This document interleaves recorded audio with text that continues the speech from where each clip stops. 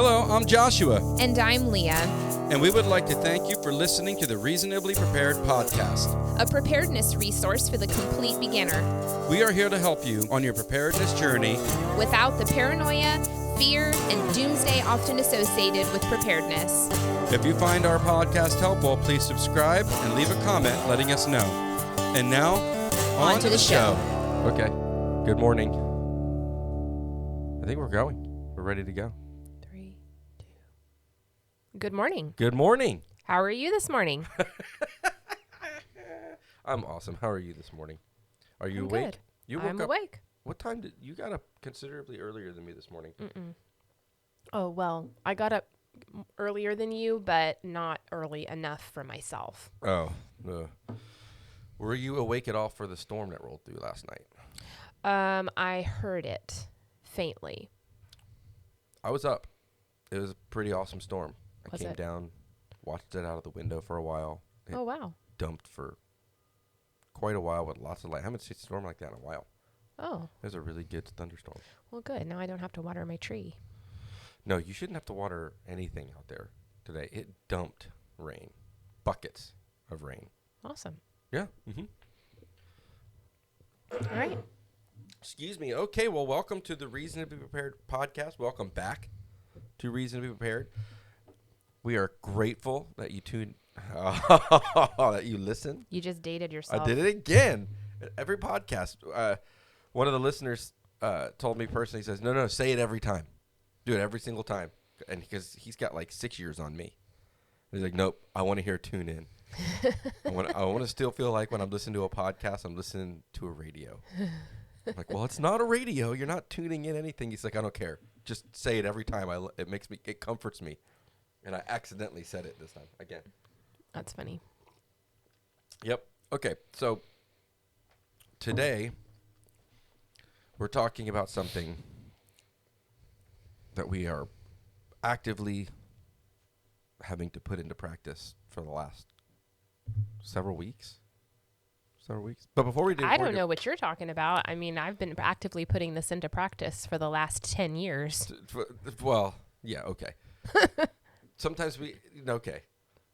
Saying that, of course, this is something that we actively practice and work on and talk about that doesn't get talked about a lot. Almost No. non-existent I've never really heard people talk about this as far as topic. preppers are concerned. Kind of indirectly. So there's one channel I follow called the Warrior Poet Society, and he does talk about it extensively. Oh, okay. Because his whole branding, his whole stick is being a warrior poet in society, being a sheepdog, being always prepared and ready to protect somebody else, to lay your life down for somebody else, and to have your body and your mind be physically present and spirit, your mind, body, and spirit being strong enough to handle whatever comes at you in any moment, right? So he does harp on it quite a lot, and all of the training that he does is kind of centered around making sure his mind, his spirit, and his body are exercised. And so really what we're talking about is fortitude, right? Yeah, pretty much. In I different just called it areas. limits. You call We it want to talk limits. about limits today. So and when we talk about fortitude or limits, we're talking about spiritual, physical, mental, and emotional. And to some degree, I guess you can even isolate, say, relational, but it already is kind of... I would consider relational kind of grouping in with emotional. I would also add an element of your intellectual. Right. Or knowledge. So you're saying knowledge limits, I'm saying fortitude, and another way we describe this when we're speaking with each other and with people is to say, the adjective we use a lot is capacity. Mm-hmm. Your capacity. Your spiritual capacity, your mental capacity. What are you able to handle, to endure, and to exercise and to still operate well within the limits, right? Mm-hmm. So some of our limits are, limited, and some are wider open. And so we've come up against them many times in our marriage and our relationship and relationship with our children, and then physically with our, what we used to call, remember living in a Volkswagen? Yeah. Or physically, we're used to, because for those of you who don't know us, we spent quite a lot of time the first couple months of our marriage literally living in a Volkswagen. Yeah. So when you live in a Volkswagen, you learn to live in a very limited amount of space, and things get shuffled around at any time so that you can sleep. So to sleep, you've got to move this over here, and then to cook, you've got to move it back over here, and then to eat, you got to put the table up and put the seat down, and you're constantly trying to fit into a Volkswagen. Mm-hmm. Yes. You know what I didn't do? I wanted to start off the show by pitching and announcing to any listeners, and if you're watching on YouTube, we have merchandise. Oh. I'm wearing, you can compliment my shirt. Yeah, you are. That's a very nice shirt. Where did you get it? Well, funny you should ask. I got it at www.reasonablyprepared.com. Oh. Which right now we're having the website built, but it goes straight to the merch store, which is, on one of the print on demand companies. They're not a sponsor, so FYI, they're not a sponsor. It's Teespring, but you can go there and get our Reasonably Prepared T-shirts, long sleeve T-shirt, hoodies, both pullover hoodies and zip up hoodies, and some have the logo all the way across, some have a small logo, but the most popular one we're finding, I'm going to hold it up here. Hold on. I know if you're listening, you can't see it, but on camera, the YouTubers are going to be able to see it. This is our most popular here. Boom. And it's a nerdy math equation. Yeah. That says, prepared does not equal paranoid. Yeah. Yeah. And a lot of people like that one. Yes. So far, it is the top seller.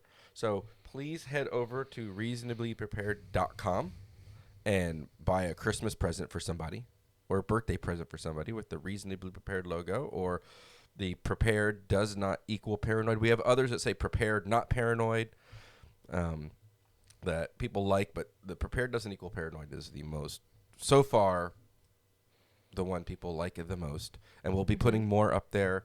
I know I've had requests for mugs, so I'm going to be trying to design a mug with our product manager, Caleb, our design engineer, Caleb.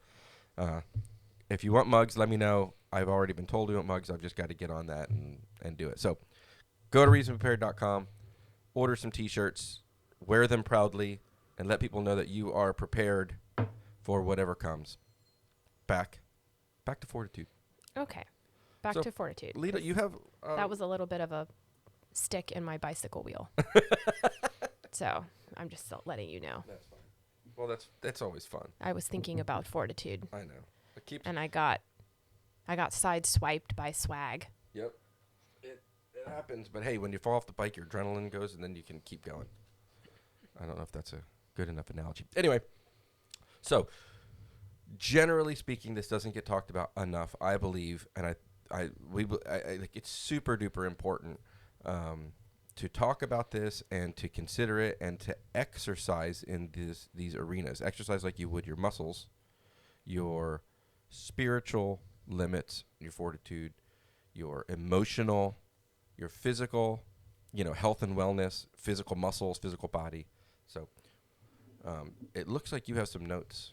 I do have notes because this is a very interesting topic for me. It's a topic that I have a lot of personal experience with, and I actually have a lot to say about it. Awesome. So go for it. Okay. Well, go for it. Do we want to give a breakdown too of how crazy it's been for the last few weeks, and what prompted us to bring this up as a topic on the podcast? I think it's going to come up naturally in the course of as we're talking. It's going to come up. What would? Yeah, what we've been dealing with. So sweet. Some of the examples that we have, because they're examples. So I personally have 3 areas when we're talking about fortitude that I want to talk about directly. And those 3 areas are emotions, your emotional capacity, physical limits, and then your intellectual limits, knowledge-based limits. And I want to talk about emotions first. Got it. So emotional capacity, let's define this for a minute. Okay. Emotional capacity is your capacity to handle life. Right. That's the basic As it comes at you. definition. Yeah. Right. Yeah. Your ability to handle life as it's happening around you, to you, with you, for you, however you want to Sure, because some people describe say, it. life happens to me, and others will argue, well, life happens for you. There's a reason for everything, and Right. sometimes it's probably just a gentle balance of the two, where sometimes stuff just does happen, and then sometimes, yes, things are happening on your behalf, and it's, Right. our responsibility to figure them out and respond accordingly. So emotional capacity. Okay. So somebody who will define what this kind of looks like for a minute. So a person who has a low emotional capacity for life, the typical signs that you're going to see for that is someone who gets overwhelmed very easily. Very fast. And very fast. Yeah. They either go into what I call panic mode, which is where they start kind of freaking out and I don't know what I'm going to do. And this is, and they start kind of breathing heavy and kind of doing the wide-eyed, they're starting to, which is what I call panic mode. The voice goes up, the extreme adrenaline overwhelm starting to, kind of one of the first hallmarks is what you're saying, extreme overwhelm. Which we see it in people a lot. You and I do. I see it in ourselves. I'm not saying we're perfect. And then sometimes what happens is exactly what you're saying followed through. Also, their mind shuts down and they only start thinking of bad outcomes. Bad. Right. Well, there's two different ways that people get overwhelmed. So that's one of them. And then the other way is complete shutdown. Right. And you can't talk to them. You can't, they can't have a conversation about anything. A switch has been hit and they are disconnected into their thought world, or checked out maybe, or checked out could be another use, way to express it. And so what's interesting about you and I is that we both get overwhelmed in those two opposite ways. Right. So when you get overwhelmed, you go into panic mode. My mind races. There's a lot trying to figure out. It's like every thought that I could give comes into my mind and begins to flood, and I'm like forced to sort through all of them instantly. His physical presence gets more agitated, and he physically moves around a lot more and is kind of rushing from one thing to the other, and it has these very wide eyes and this like intense. Sometimes you're like this intense like, look, super very, high energy, intense, very intense and energy. Yes, and I do the exact opposite, where I have to shut down. Shut down. I can't have a conversation with someone when I'm in, extreme overwhelm. I've been disciplining myself a lot in the last 10 years to, even if it's just okay. And I think part of this has to do with the natural processing speed of certain people. People who tend to be slower processors are going to shut down when they're overwhelmed. Right.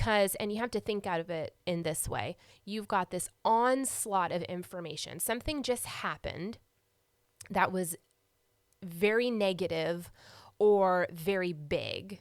This very big thing, a crisis or something like this just happened. Right. And a slower processor, a person who has a slower processing speed, is looking, it's like trying to take an elephant and shove it through a funnel. Right. It's just not working. And so they have to shut down so that information can slowly be fed through, and they can process it and make sense out of what's coming through.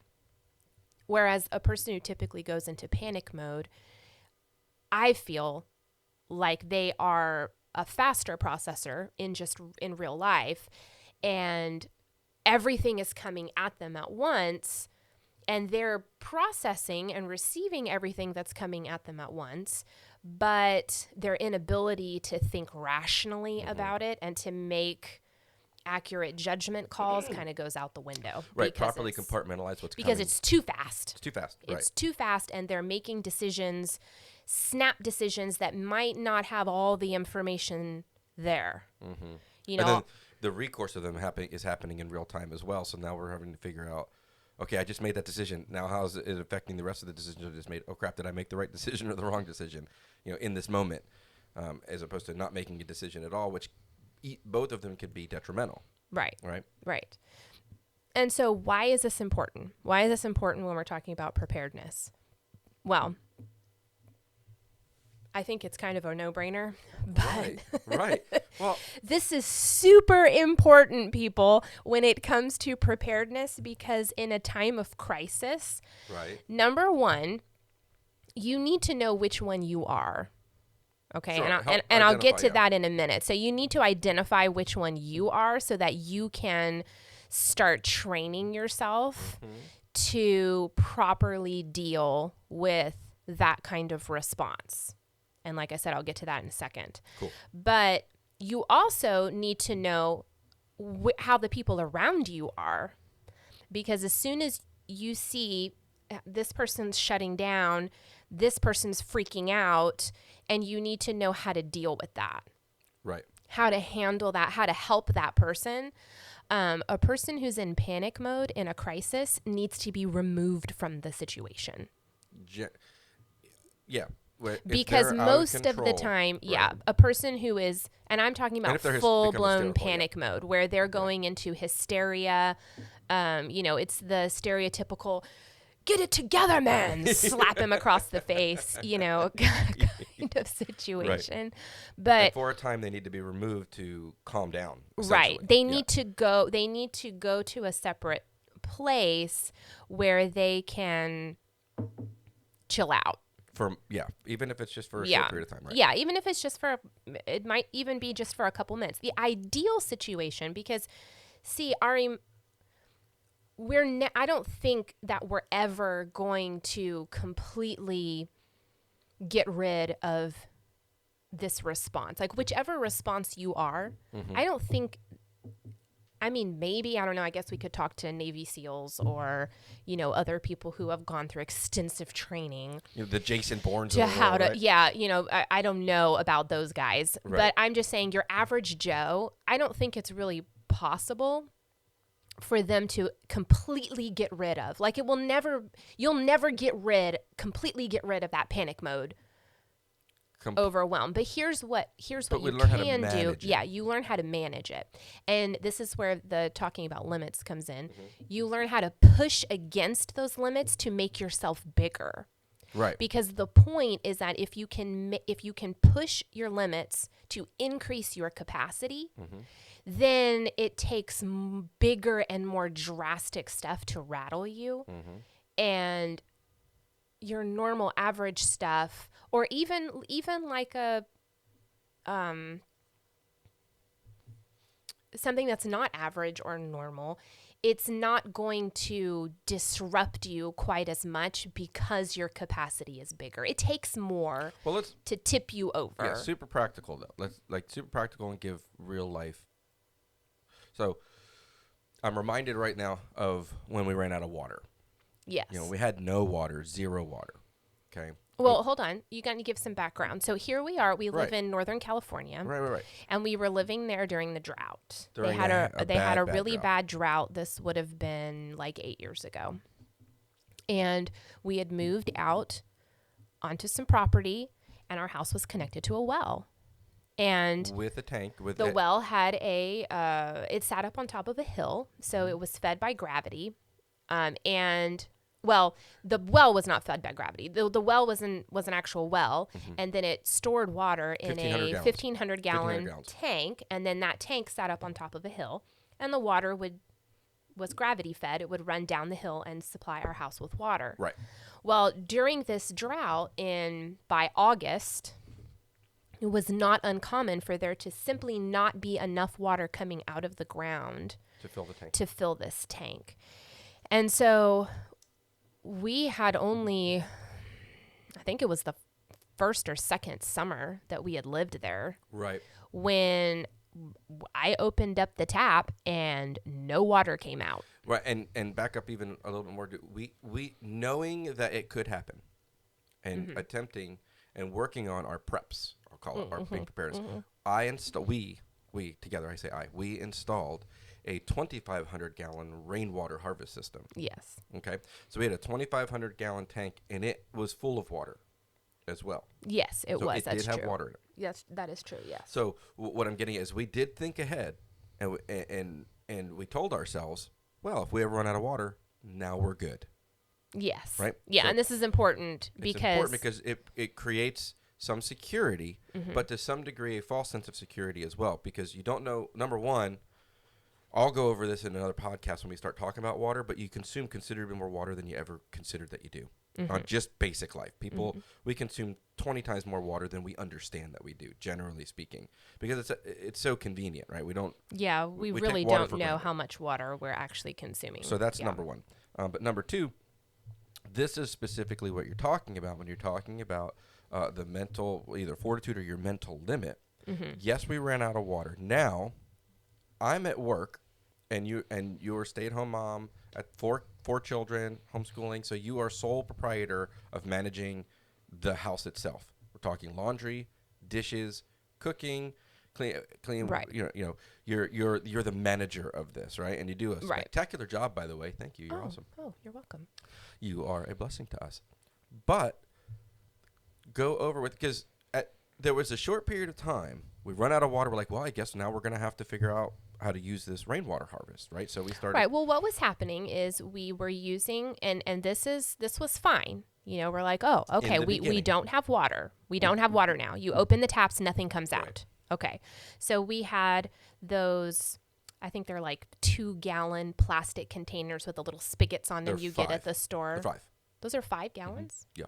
They're like Ozarka. They say Ozarka on them. Those little guys. Yeah. Oh, I thought you meant the big ones that I get for storage. No. Oh, sorry. No, these are like the little ones like that lay flat, and people have them at parties, and you pull out the little spigot on the side, and Okay, well, we had a number of those, and great, no problem. I set it up on the side of the sink, and I got really good at just opening it, rinsing something off, using it to wash dishes, using it to wash hands. It was super handy to have that little spigot right over the sink. We were using water from the rainwater system to flush the toilets. Yep, fill up the toilets, right. And at this point, we didn't know how long this would last. And so, and looking back, it didn't actually last for that long. It was 3 days. Okay, so zero water. Once again, zero water for 3 days, then slow production for a few days, and then it was about a week later that production came back enough to go back to normal life. Right. But where I hit my wall was when I realized, because of course I didn't know this. I didn't know that we were not going to have water for only 3 days. If I had known that, it would have changed it completely. But that's the thing about crises. You don't know when they're going to end. Right. We don't, only hindsight's 20/20. So I'm looking at this situation and I realize we have to do laundry. We are running out of clean clothes, and we're 6 people. How are we going to do this? 6 people on in the country. Right. And so Josh says, well, you're going to have to put water in the bathtub and wash the clothes by hand in the bathtub. Old school style. I was like, we did it when we were kids. And you were like... I remember staring at him like, you have got to be out of your mind. I mean, do you know how much laundry we're dealing with here? The moms out there, can I get an amen? Because there's like... I'll hang lines in the backyard. Piles of clothes and towels and outdoor country kid clothes. All They're this, filthy. Very dirty. And I just stared at him, and I absolutely was. I am not doing that. I will not put laundry. I am not doing that. The whole idea of bending over a bathtub, scrubbing my clothes, and it might sound like, oh my gosh, you just do what needs to be done. Yeah, but after, no, to be fair, but- after 3 days of figuring things out. Right, but by that time I had reached, and this is the point of this story, I Yes. had reached the limit of what I could emotionally handle at that moment. I had reached my boundary and I was done. And You I was completely literally done. just stared at me, and it was uncomfortable for a moment. I'm like, well, it's like we did it when I was a kid. Put And them I in the was like, bathtub. nope. You stomp on them and you hang them, wring them out, and put them outside. And I will take all of that laundry and I will put it into my vehicle and I will take it all the way into town and I will wash it at a laundromat. That is what I'm going to do. Is that what I can't remember now? Is that what you did? Yes. We didn't actually do it because the water started coming back. But that was my response to you. And so, of course, But then in it a begs the question. bigger crisis, if there had been no laundromat, So you know. the next question would have been: let's say the drought had hardened even more, and we weren't the only people running out of water. Well, because the area we're in was also starting to ration out water. You weren't allowed to water your. So we lived like 35 minutes outside of the city. It was a small town. Small city, Right. So and it was way out there. We didn't really have any neighbors that we could see or anything, for all intents and purposes anyway. But at the time, that city and the state itself were beginning to shut down water usage in general. You weren't allowed to water your yards anymore. They were telling you your water, if you did, you were getting fined. They were taxing wells within the city limits. Yeah, there wasn't any way to know. So what I'm getting at though is you hit that wall, right?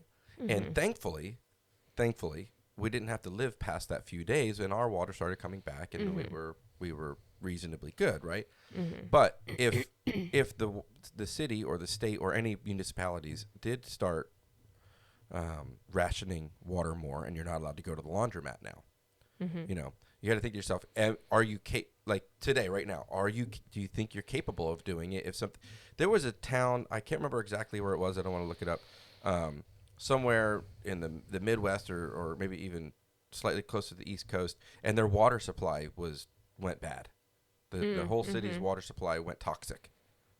Yeah, that's another possible scenario. That's not that far fetched. Right, and I honestly meant to look it up, to bring it up, and it went completely toxic. They had no water, right? And so it's not like it's completely far fetched for anybody anywhere to run out of water. No. But today,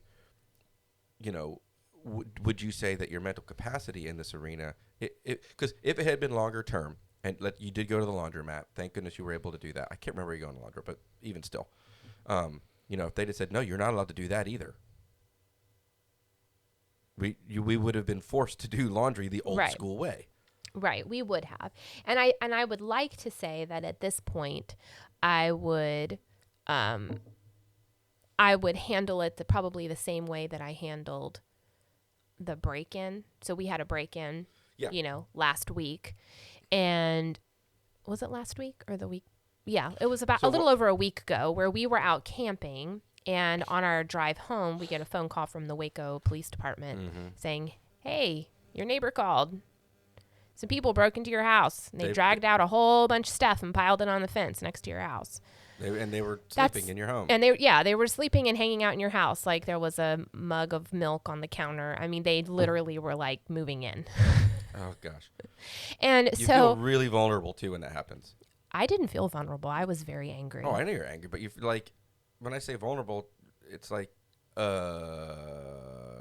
house is just. I mean, yeah, I kind of understand, but in this particular moment, there was no vulnerability involved. I was just really mad. And so, but in that initial moment from the time that we got the phone call, that was because I didn't have enough information to process anything. We didn't know what was missing. If anything, what had they actually done? Because all we knew is that the house was a mess. Well, it wasn't a mess when we left. Right. So what did they do? We knew they broke 2 windows.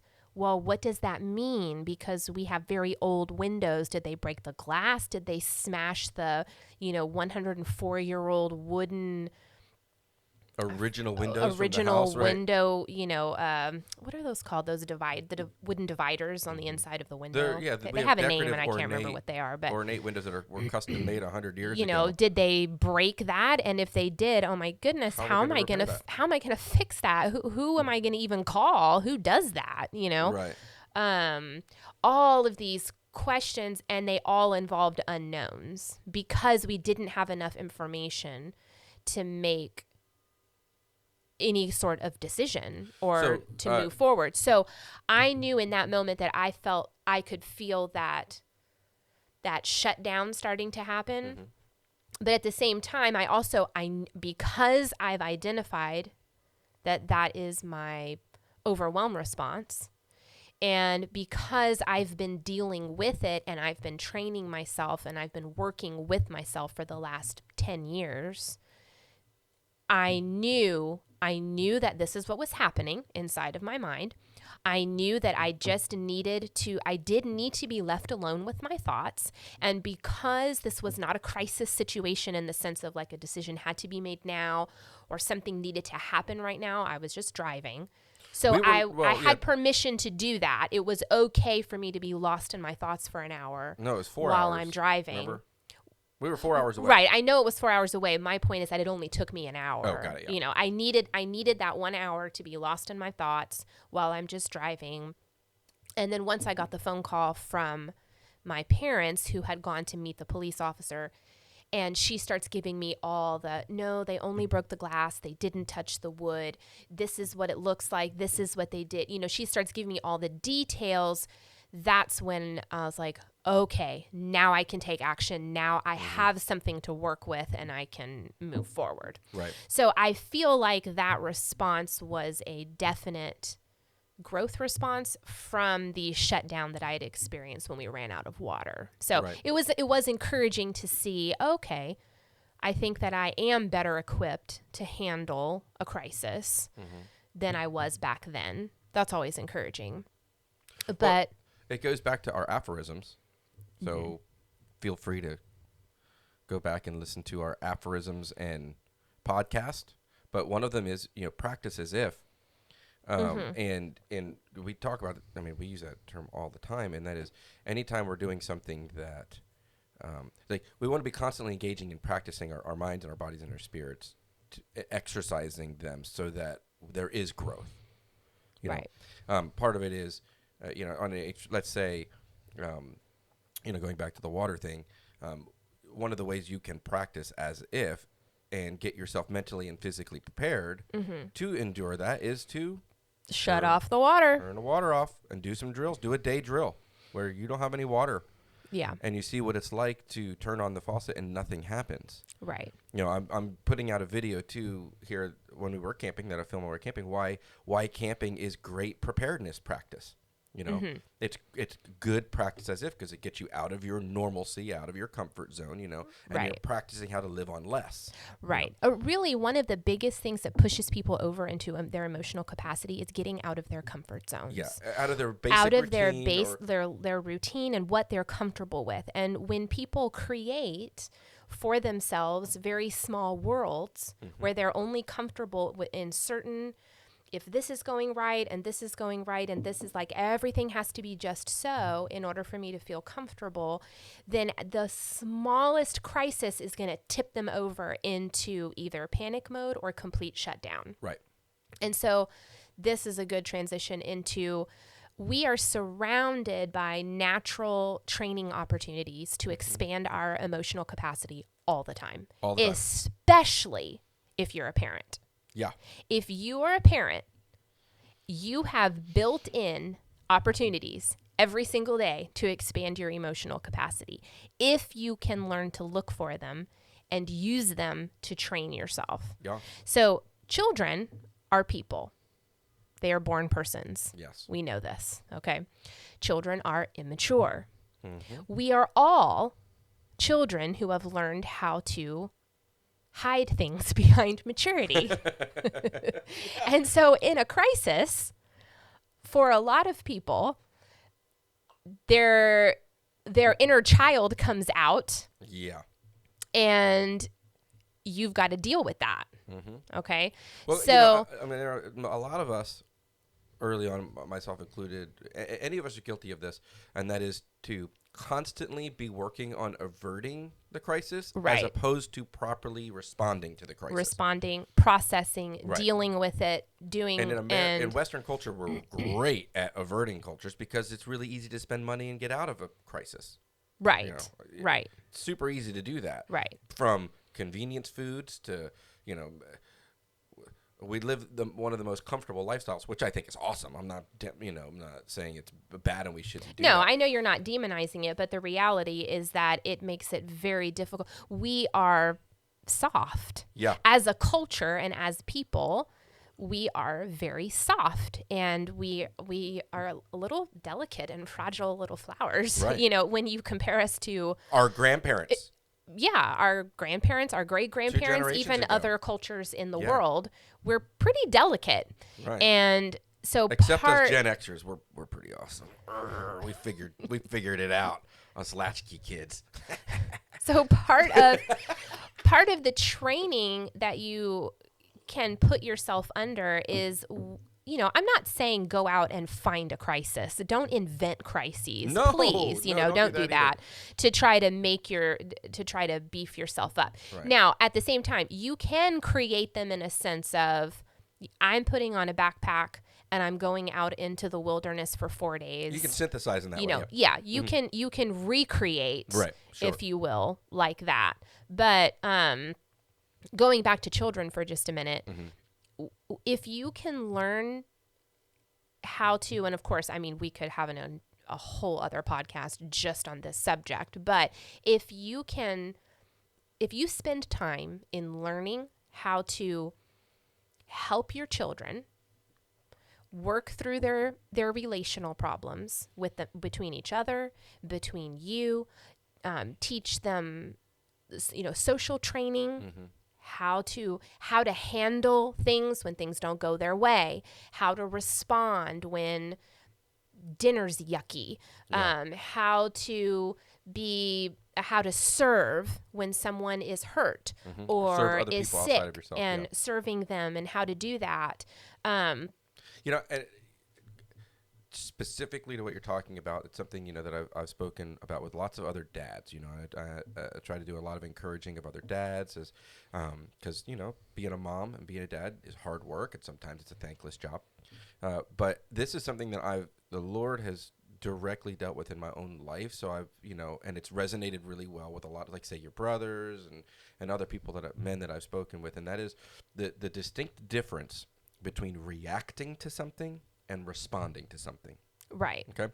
And a reaction is a pure gut level, emotional, it's a purely emotional response that leaves you on your heels, not thinking properly and not considering the outcome first and how it's going to affect both parties in the relationship. Right.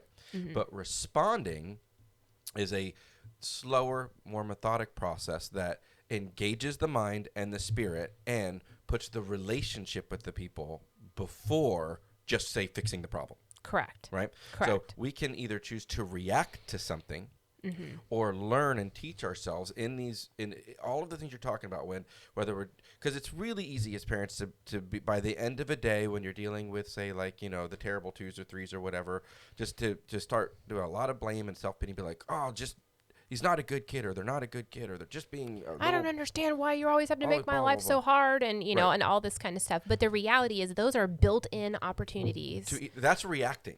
Yes, that is reacting. And these are built-in opportunities in your life to expand your emotional capacity. And begin to learn how to respond. Yes, because if you can learn how to respond to your children that way, trust me, I've been watching it happening in my own life. You can respond to other people better instead of reacting to them. And you can also respond in a crisis instead of reacting to it. Right. Because it becomes a habit. Right. Instead of making it a habit to just react, about everything, you are methodically learning how to, wait a minute. I'm thinking through this. And at first it will take you forever. If you're not used to it, it'll take you forever. Well, I remember early on when we were starting to understand this. So, and look, we are Christians. We are believers. We believe in God, Jesus Christ, and our relationship with Him, and our relationship as we interact with our conscience through the Holy Spirit. So we do also a lot of depending on and trying to figure out the proper response, as God would want us to respond. So we do that, but I understand that not everybody believes what we believe, So there are some simple practical things you can do as well, outside of that, although I will say that the biggest help I've ever had becoming the best man, husband, father, friend is, my relationship with the Lord, right? Like it for me, it is. And I believe that is true. And, that's a lot of counsel I give people. But regardless of that, I remember early on we were wanting to tackle this, and when we were realizing, no, it's actually better to do something. It's better to tell the truth. It's better to figure this out than it is to not deal with it, whatever it is. It could be a crisis. It could be a relational dynamic. It could be any number of things. It's better to deal with it than not deal with it. Kind of a little earlier on, when you're learning how to respond instead of react, you kind of have to be more self-aware. You've got to do a lot of examining and being honest with yourself before, and not blaming anybody else. Right. Not blaming your children, not blaming your spouse, not throwing any of the responsibility on them, because quite frankly, it's not their responsibility for you to respond properly. No, it really isn't. It's your responsibility for you to respond. So, what I would do or what you would do, we would handle them a little differently. But like for you, I would watch and you'd be like, okay, I'm about to hit shutdown. Everything stops. You're sitting here, son A, son B, son C, and daughter. Everyone sit down for a minute. We all stop for a minute. I've got to figure this out for all of our sake. Yeah. Okay, you're not even involved. You're welcome to go play. We're sitting here for a moment. And we're just going to wait for a moment. I'm going to calm down. I'm going to breathe. Yes. Okay? And in those moments, I would just sit. Sometimes I would just, getting those emotions under control, taking deep breaths, being calming down from whatever that was, And then for me, it was also praying. Right. And just reflecting on the whole situation. And it is absolutely astounding how it changes things to let everything breathe for a minute. Right. There's a reason why it's an old saying, count to 10. And because for me, there's a reason. You would be, or I would be like, all right, let's say Caleb, my oldest and I, because there was a time where we were butting heads, and it was as the dad, I was leading in this way, right? So we were just, it wasn't good, it wasn't healthy, but I had to learn, okay, we need to break from each other for a brief moment. He needs to go to somewhere, and I need to go somewhere, and I need to calm down. Right. I need to remove myself from it, but I also need to be consistent enough to go back and humble enough to go back and talk it out properly. Correct. Right. So there was one time where we were just butting heads over something. It was really bad, and he was upset. I'd hurt his feelings. I was being a jerk, and he went off.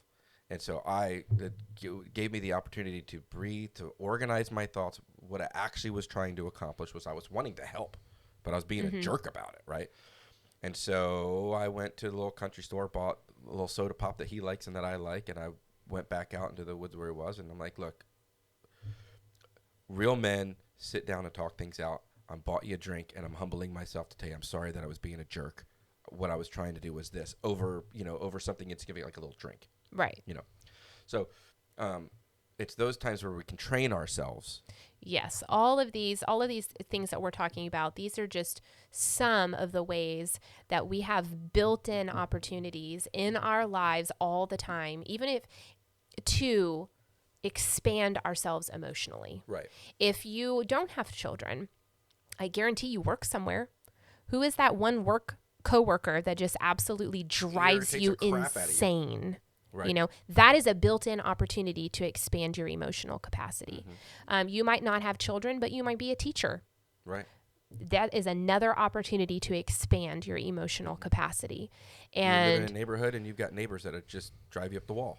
Right. That's another finding ways to responding to people instead of reacting to them. And those are just on relational. And that will translate, those relational practices will translate into crises when they happen, because it'll become a habit. It'll be a habit to respond instead of react. Right. And in the long run, you will probably avoid some very serious mistakes or making poor decisions because you were in panic mode or you were shut down and you weren't able to make logical or rational or wise decisions about something in a crisis, you will dramatically reduce that happening. The fallout from crisis. Yeah, and if so, you can work on that. Full case in point is the break-in. We're gone for several days. Someone breaks into our home. They ransack it. I mean, there was canned food everywhere. It was 2 people they found out. It was a guy and a girl. We still haven't found them. So they're still out there somewhere, right? Mm-hmm. And they piled up lots of valuables, outside the house, staged them because it looked like they were going to come back and get them. Mm-hmm. Okay. And we're talking TV, DVD player, surround sound, most of my firearms, Yeah, we're talking serious stuff. Yeah. I mean, yeah, exactly. And thankfully, so here's what I'm getting at is learning. We're still not perfect at it. Trust me, I panicked and you got angry and I got angry. But because we do attempt to at least to practice what we preach, and we do it consistently and often throughout most of our life, because this last 2 weeks have been a whirlwind. I mean, we got broken into. We got tested COVID positive, so now we're forced shut down. We can't leave our home. Mm-hmm. Right after, like literally 2 days after being broken into, I have a fever, right. And kids are getting sick, and there's this cascading series of events. Our son has to have emergency surgery. Our son, 2 days. Then just 2 like days later, I rushed my oldest to the emergency room for emergency surgery because he's in a lot of pain. Right. And I'm not going to go into too much detail about that. Suffice to say, it was sensitive surgery that had to happen fast. Mm-hmm. Right. All of in like a 6-7 day period. And if we didn't practice these things, if we didn't choose to honor one another in love first and foremost, mm-hmm. it falls apart. Right. So we, as a husband and father, humble yourself and make your life's mission about serving your family, not just getting what you can get out of the relationship. And I know that you feel the same way about being a mom and, mm-hmm. a wife. So, but regardless of that, because this is something that we talk about often, we attempt to exercise often, we come up against often, and we intentionally like, okay, we're going to figure this out. It made the cleanup time, if you will, the response time mm-hmm. less and easier to deal with. Oh, yeah. And now our mind are open to things not like living in fear.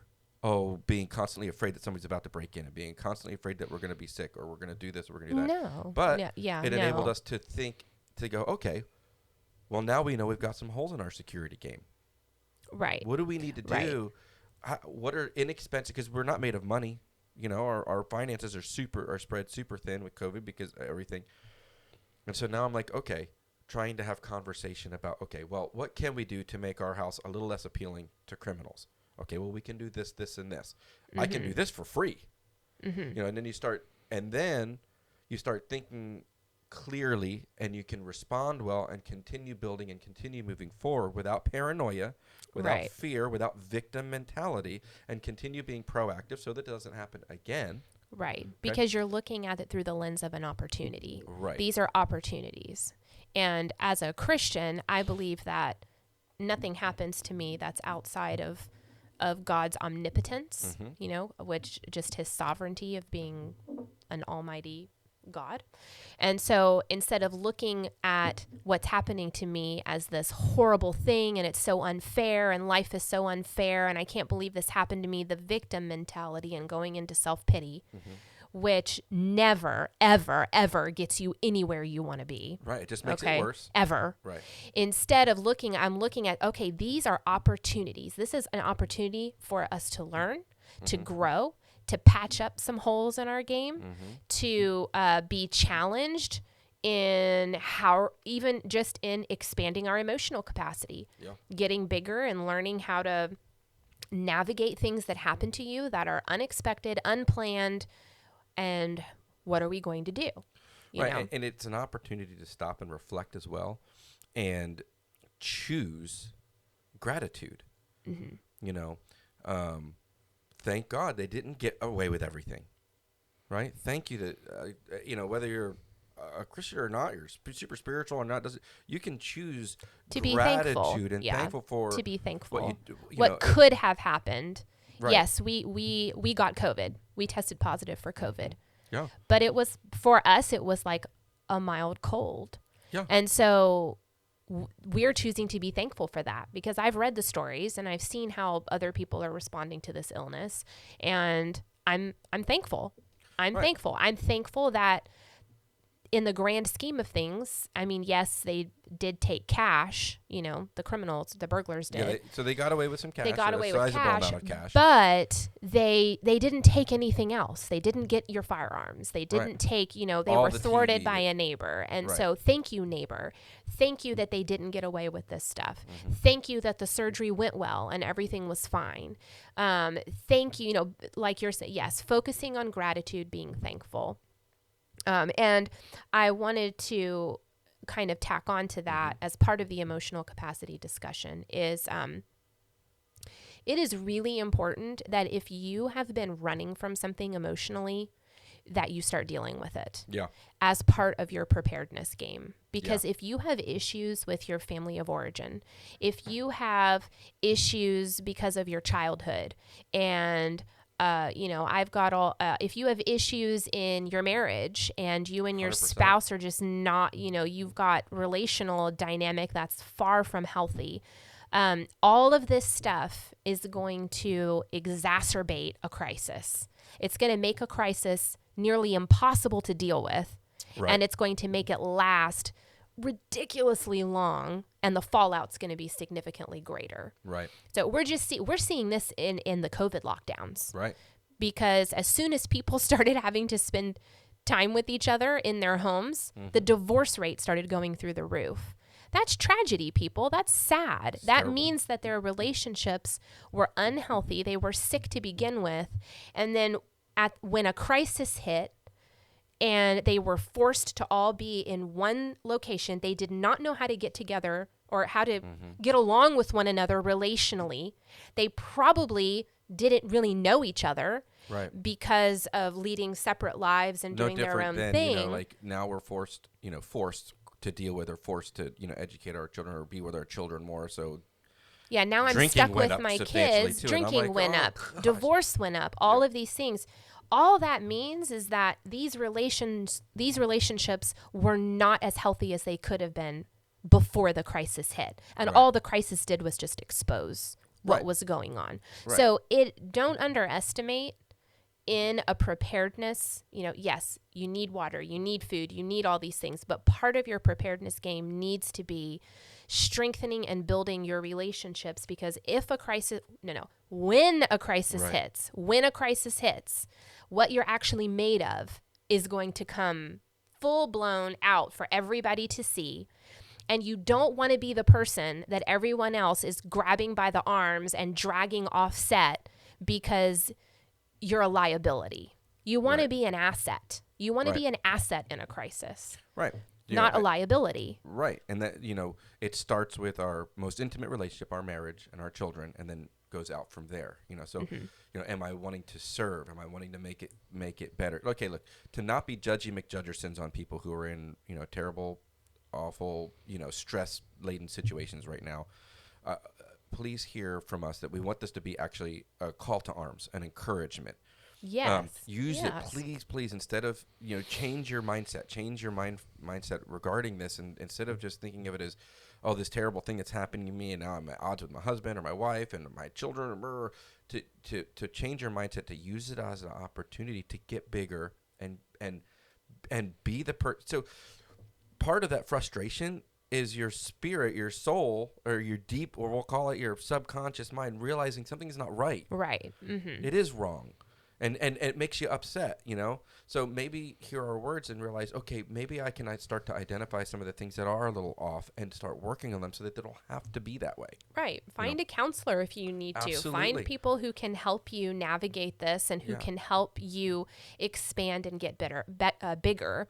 And yes, it's very messy. It's ugly. It's difficult. It's challenging. It's really difficult. It's, you have to get really, really good at repenting and apologizing and being honest and being humble, and learning how to also forgive and give grace and, all of these things.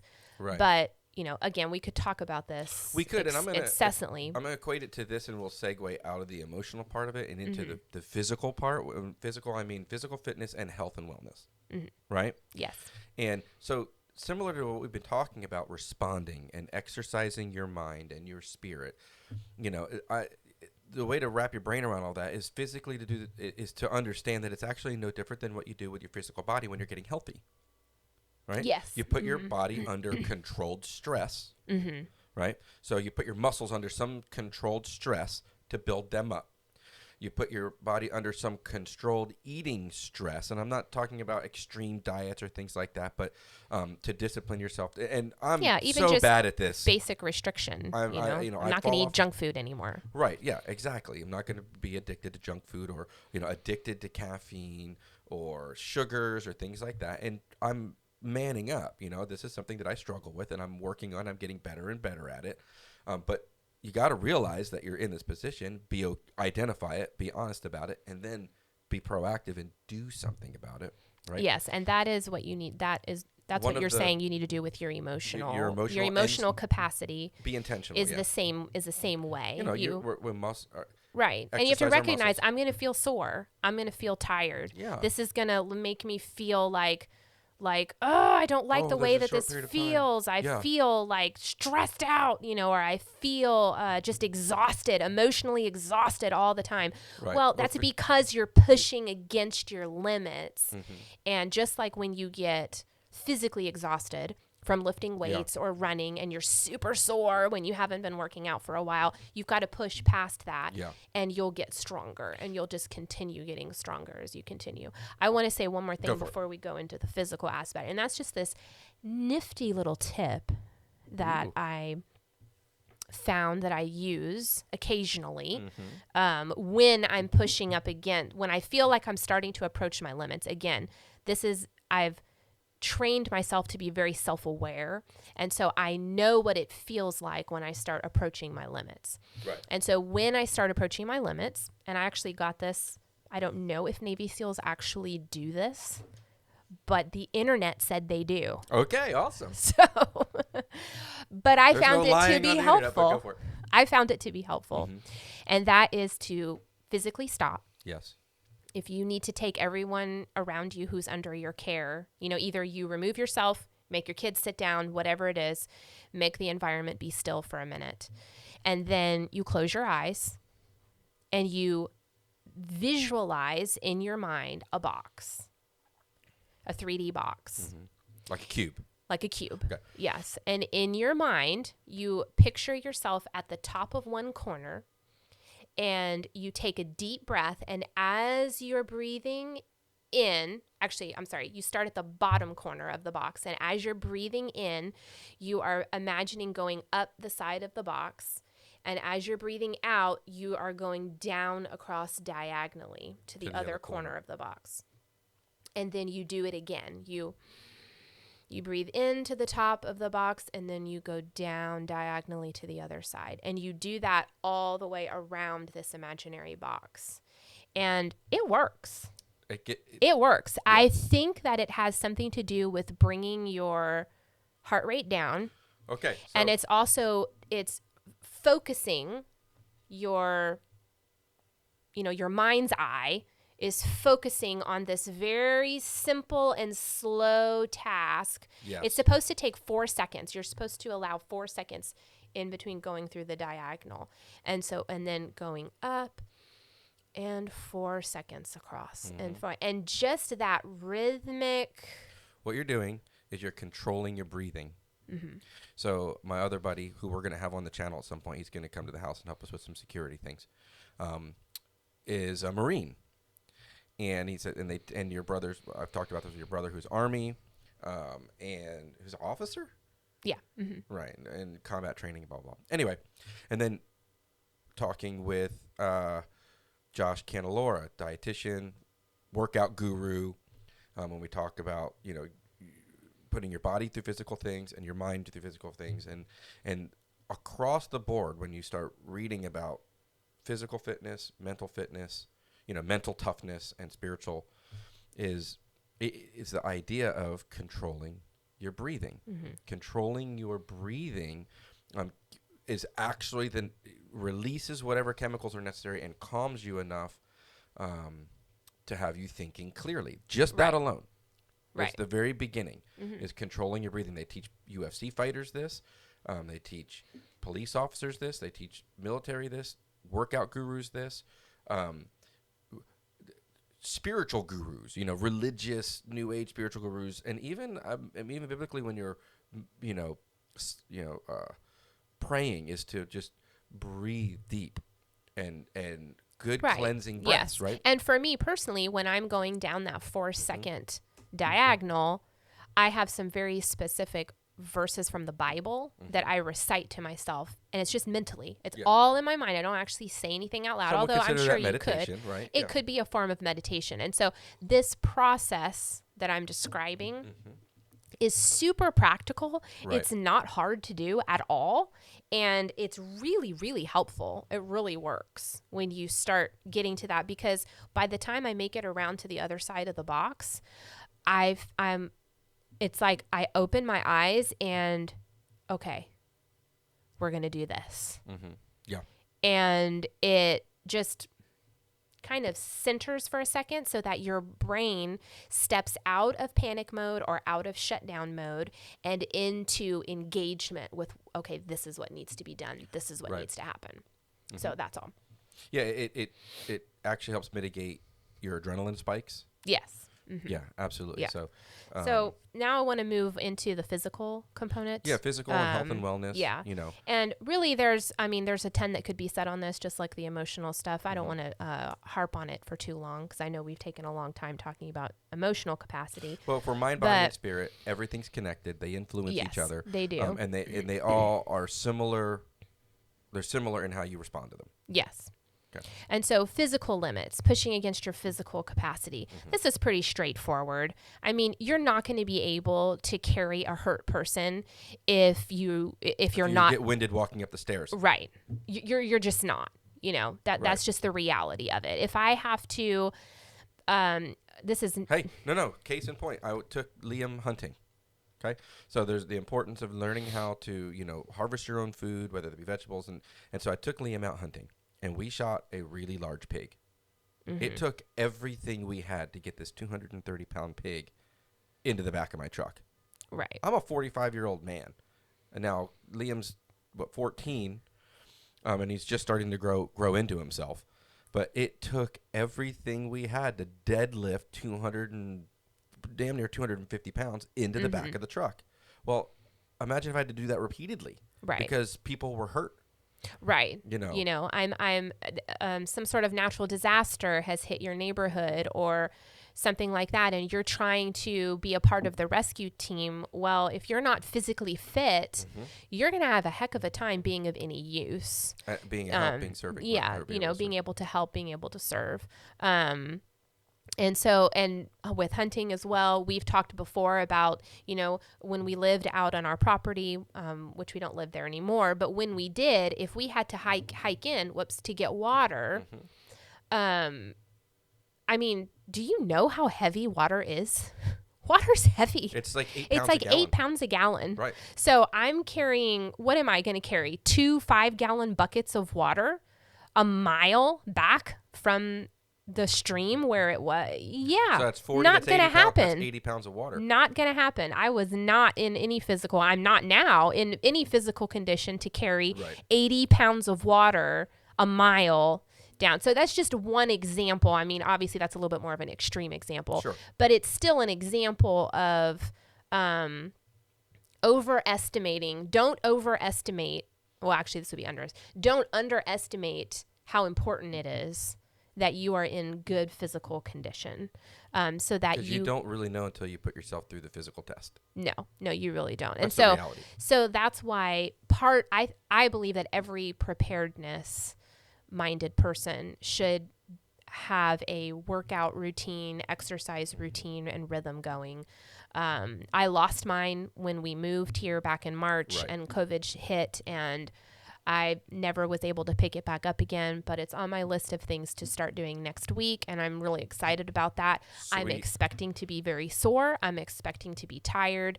I'm expecting to not feel super hot for a while because I know that that's what happens. Right. But I'm really looking forward to the increased stamina.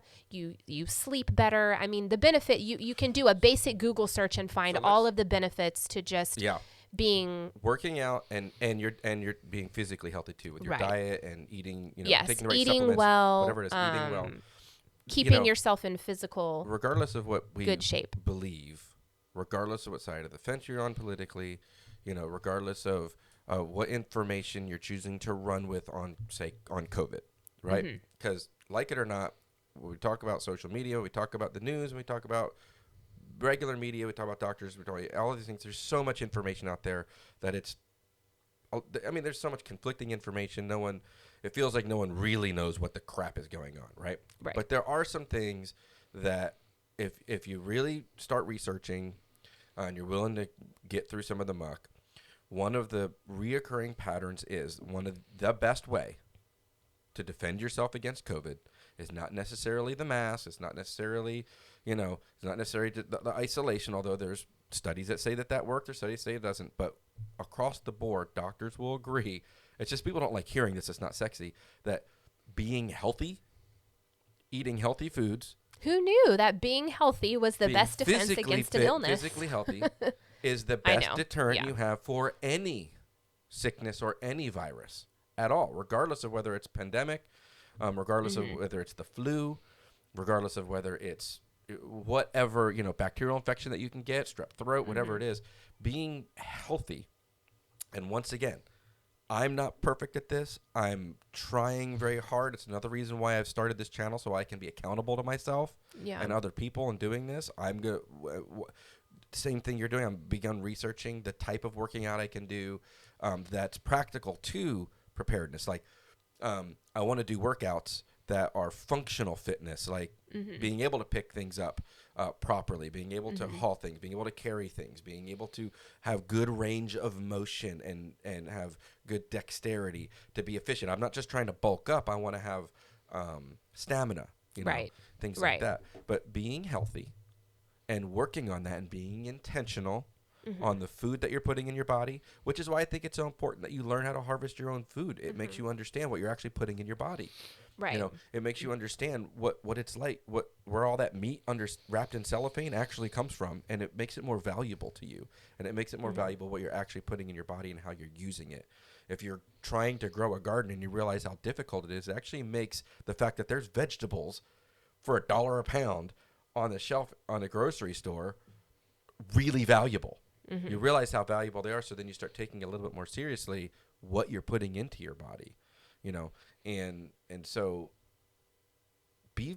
work, even if it's do something. Yeah, do something. That's the point. Walk is do every something. morning. I understand that. Walk 10 and minutes not a day. everybody.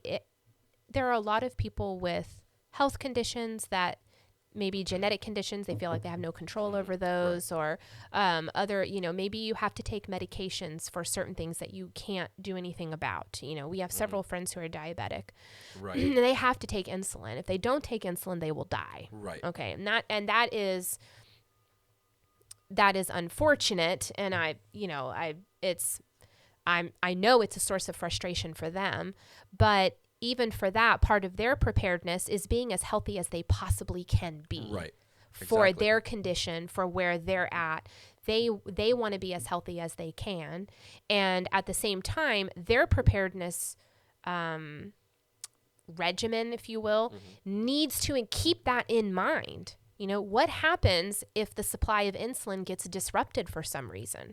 They need to be prepared for that. If there's a natural disaster, I'm not even talking about, what is it called? WWOL or whatever. The raw situation. Shit, it's SHTF. I'm not even talking about those kinds of there. Beat me out.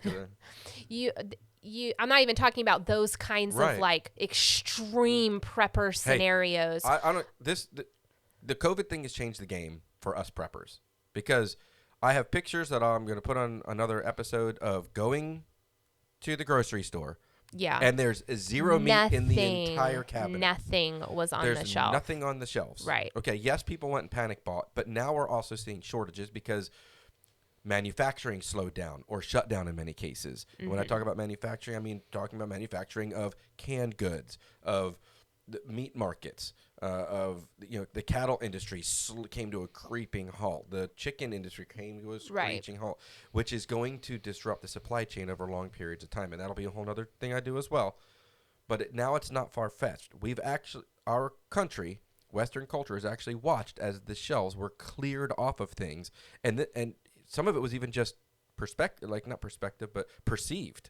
It wasn't even as much of a threat, immediate threat. I mean, immediate acute threat, right? Yeah. And still, there's an article I read called 9 Meals to Chaos, and this goes back to to come full circle with the water thing. It wasn't until after 3 days, that third day mark.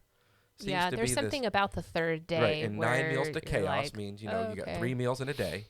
That's by 3 days. If there's no food on the shelves in the grocery stores, by about 3 days, people start to panic over where their next meals are going to come from. They reach their emotional capacity. Right, exactly. Especially if you're utterly and completely dependent on the modern city supply chain. I'm going to say most country folk aren't. Most country folk, there's a song, country boy can survive, about running a trot line. What's his name? The country song, my buddy Wayne, don't listen to country knows, and I've heard it a million times from him, but it's one of the Hank Williams's, I believe. Everyone leave comments below if it is, whatever. Anyway, country folk actually are a little less affected because they're already kind of salt of the earth and used to dealing with things on their own, dealing with their own trash.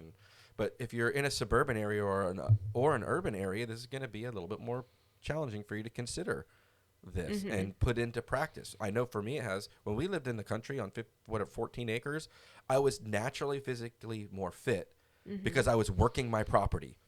It was a chore just to walk from one end of the property to the other. Right. But now that I live in That's the city, I've become a little bit more anymore.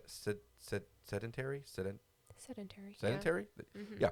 And I'm gaining weight easier. And so now I'm having to work harder. Be more I'm intentional. I'm having to invent ways to physically duplicate what I was naturally doing when we lived on property. Right. Right.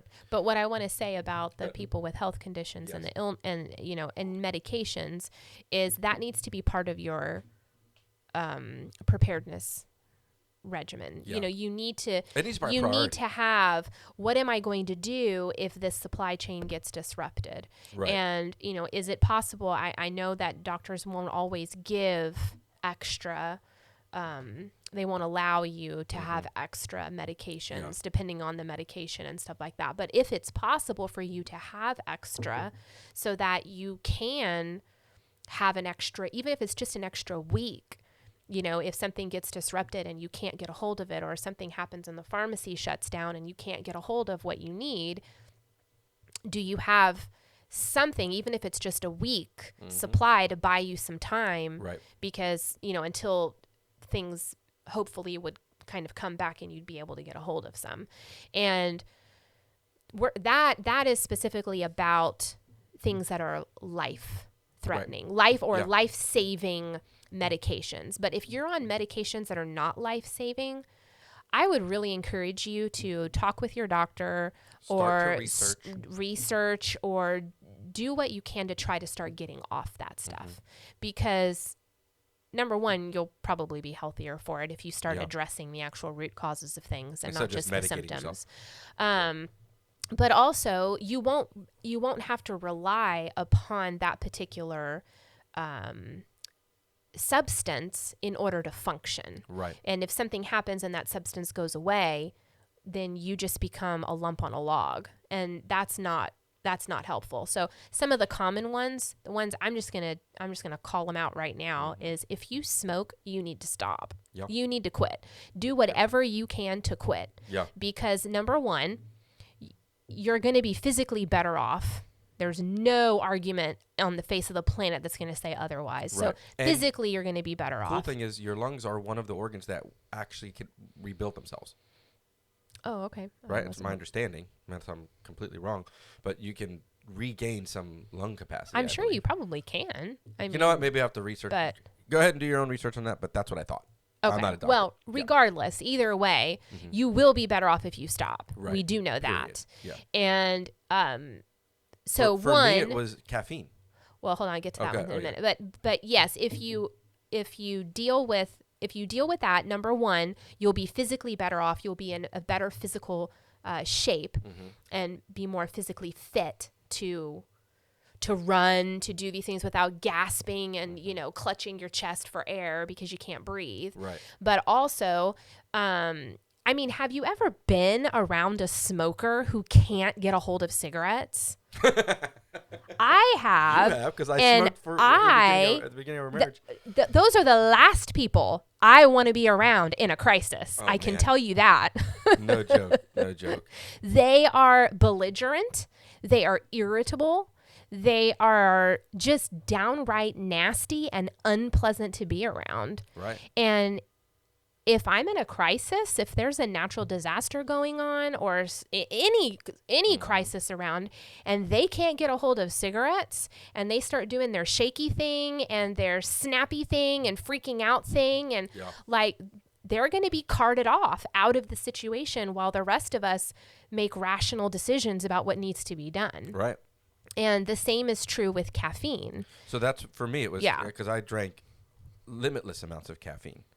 Right. I mean, it was just pots of coffee a day for a long, long, long time. Growing up in the Northeast Mid-Atlantic area where it's cold anyway, it just be a habit of having coffee. Sure. Yeah.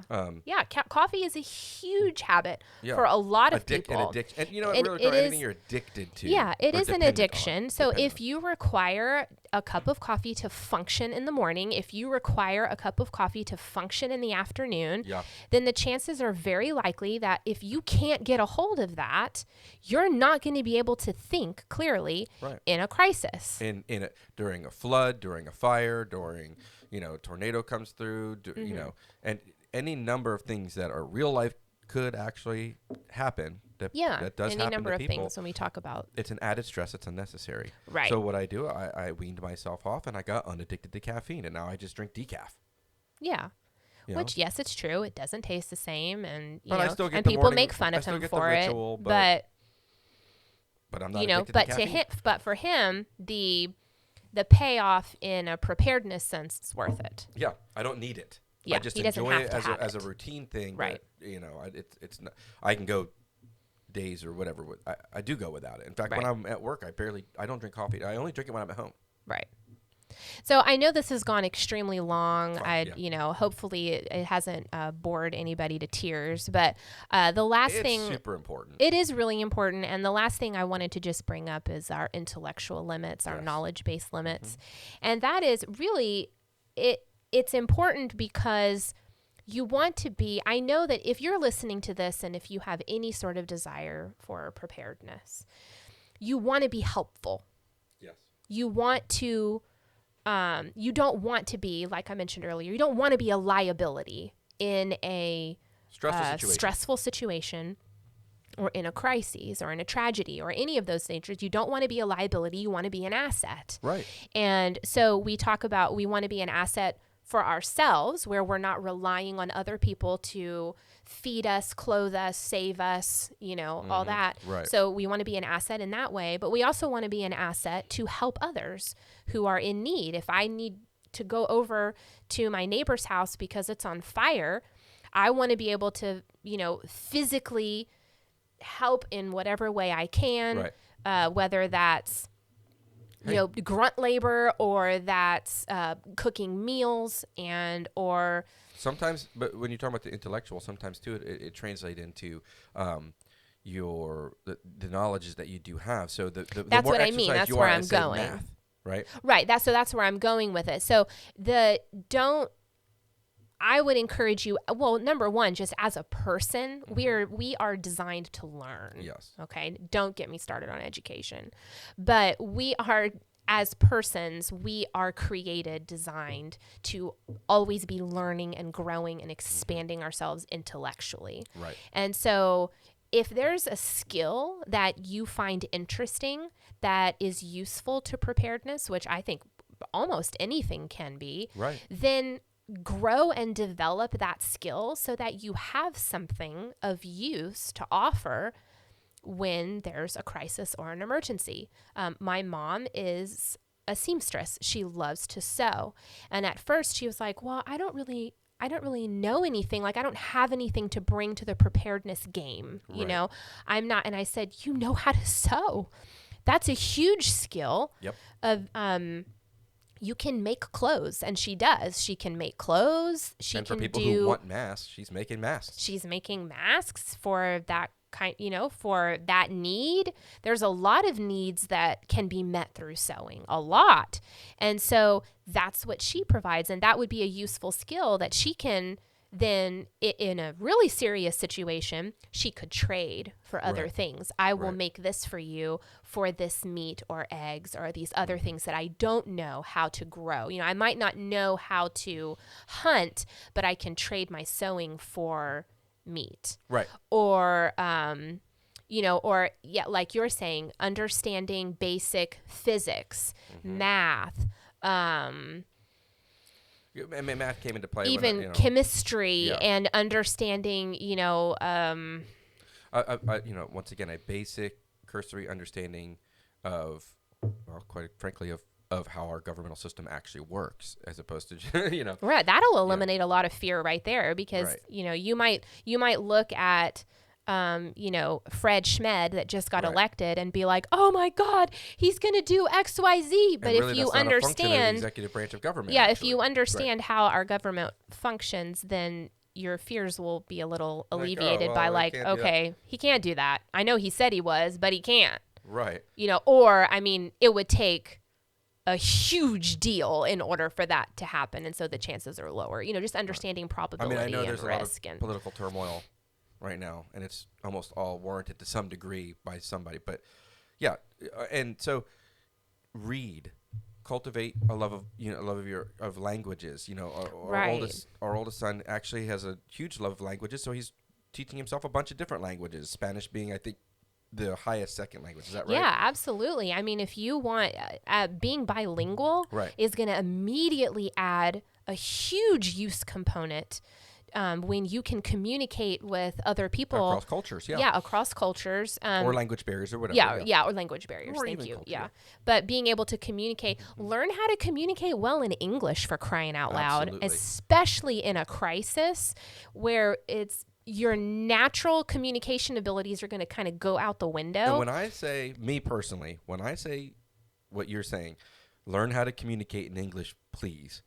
What I mean, me personally, I'm telling you, Josh here, what I mean is